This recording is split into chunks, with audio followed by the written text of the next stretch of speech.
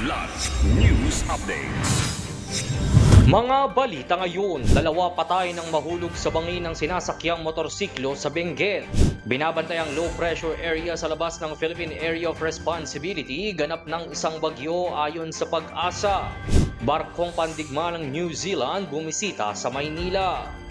Ako po si Cesar Sorian para ihatid ang mga nangunang balita sa buong kapuluan ngayon. Patay ang isang rider at angkas nito matapos mahulog sa bangin ng sinasakyan nilang motor sa Tuba, Benguet kamakailan. Ayon sa ulat, parehong 33 anyos ang lalaking rider at angkas nitong babae. Binabaybay ng dalawa ang Kilometer 8 Asin Road sa Barangay Tadyangan at papunta sana silang La Union nang mangyari ang aksidente bandang alas 10 ng umaga.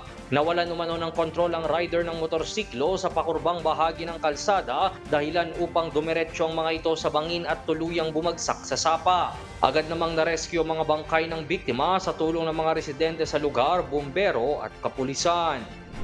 Tuluyan nang naging tropical depression ng low pressure area o LPA sa labas ng Philippine Area of Responsibility o PAR ayon sa Pag-asa. Sa ulat ng Pag-asa, bandang alas 2 ng madaling araw nang maging ganap na bagyo ang LPA na huling namataan kaninang alas 8 ng umaga, 1,375 km east of northeastern Mindanao. Taglay nito ang lakas ng hangin na aabot sa 45 km per hour malapit sa sentro at bugso ng hangin na aabot sa 55 km per hour.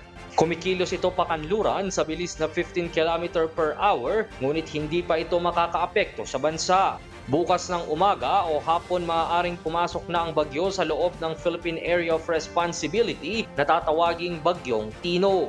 Posible umano itong maglandfall sa Eastern Visayas o Caraga region sa Martes ng umaga, November 4. Dumating sa Manila South Harbor nitong Biyernes ang HMNZS Aotearoa, ang pinakamalaking support vessel ng Royal New Zealand Navy para sa isang goodwill visit na layong palakasin ng ugnayang depensa ng New Zealand at Pilipinas. Ito na ang ikalawang pagbisita ng barko sa bansa matapos ang una noong 2023 at 6 na buwan matapos tagdaan ang Philippines-New Zealand Status of Visiting Forces Agreement. Ayon kay New Zealand Ambassador Catherine McIntosh, simbolo ito ng masiglang interes ng kanilang bansa na palawakin ang defense cooperation sa rehiyon.